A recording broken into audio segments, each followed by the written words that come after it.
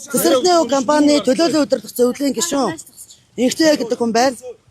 За өнөөдөр цэцэрлэгний компани дээр үүсэж байгаа нөхцөл байдал албанд тушаалтангууд за энэ манай компани хөрөн оруулалт эрхэлсэн захирал Инхтэйний Батбаяр түүний найз хамтрагч Б Дэлгэр Жаргал нарын одоо асар их хор хохирол учруулсан олон гэрээ контракт мөнгө одоо 30 орчим зөвхөн татвар тэгэхэд 30 орчим тэрбум төгрөг завшсан юм асуудлаар өнөөдөр бид авилгатай тэмцэх газар хандж байна. Цэцэрлэгний компани болол олон мянган энгийн иргэд 2010 онд ингэж байгуулсан ард иргэд нийлээд одоо компани байгуулж болдог эндийнхээ үр шимийг үзэж болдог гэд Монгол улс даяар энэ жишг сайхан ийм хандлагыг түгээж дэлгэрүүлэх олон жил явж байгаа мөн үйлдвэрээ бариад авсан ийм үйлдвэрээ ийм компани.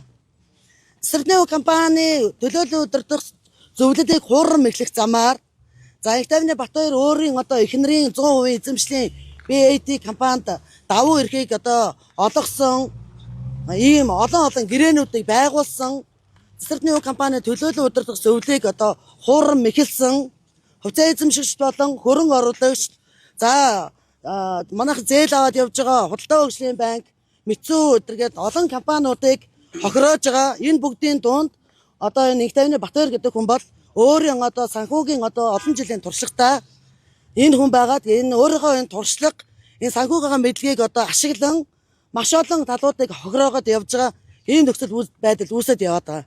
2025 оны 4 сарын 12-ны өдрийн төлөөлөл удирдах зөвлөлийн хурал дээр энэ асуудлууд анх одоо танилцуулагдсан.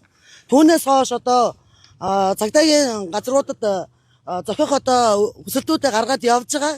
Гэвч одоо бид Цэцэрлэгний компаниас гаргасан одоо асуудлууд дээр цагдаа хууль хүчний байгууллагууд бол одоо маш удаашралтай энэ асуудлыг шийдэхгүйгээр ингээ явж байгаа. За энэний цаана юу харагдаж байна гэхээр манай хөрөнгө оруулагч эрхэлсэн захирал за манай санхүү эрхэлсэн захирал энэ хүмүүс маань бол албан тушаалаас буусан.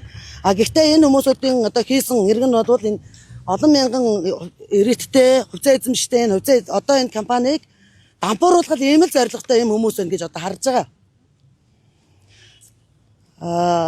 Энэ хууль бус энэ үйлдэлүүдийг маш урдан шалгаж өгөөч. Үнэн мөнгөний тогтоож өгөөч.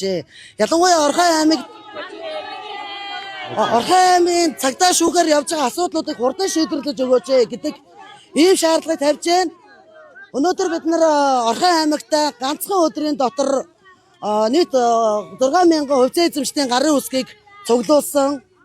За өнөөдөр энэ чинь 50 гаруй хүмүүсүүд Орхон аймагт байгаа 24500 хувьцаа эзэмштэй бас төлөөлөн ингэж ирээд та бүхэнд ингэж мэдээлэл хүргүүлж байна. Бид нар дараагийн одоо асуудлыг шийдэх дараагийн бүх арга хэмжээг авна.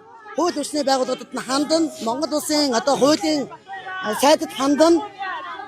За цагдаагаар болоод ингээ бүх юмар хандна. Шаардлагатай болоод одоо тэмцлийн бүх хэлбэрүүдийг одоо хийгээд ингээд үр дүндээ эцээ хүртлээр тэмцэх болно гэдгийг нийт одоо хувьцаа эзэмштэйхээ өмнөөс илэрхийлье. Яг ийм үг надад байгаад явуулсныг та бүхэндээ бас хүргэж байна.